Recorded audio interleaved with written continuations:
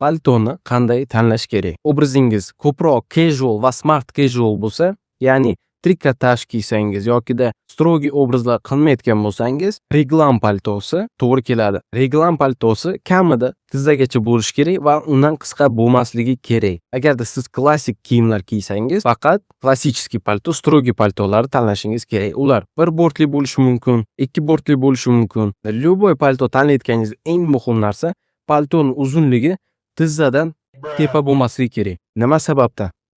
Bugungi kunda ko'p uchraydigan muammo bu marketplace'larda bo'ladi, mass market bozorlarda bo'ladi. Qattiq qidirmasangiz, paltolarning uzunligi tizzagacha ham yetib bormaydi. Shu sababli paltoni kiygan odam vizual darajada bo'yi qisqaradi, umuman elegantlik aurasini ham bermaydi.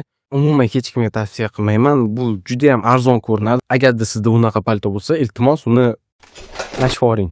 Eng optimal uzunlik tizzagacha va tizzani yopib turish kerak. Undan ham elegantni yuraman desangiz, uzunlik ikralarni yarmigacha yetib tursa, bu hammaga yoqishi aniq. Iltimos, hech qachon va hech qanday holatlarda tizzadan tepa bo'lgan paltolarni olmang. Savrano.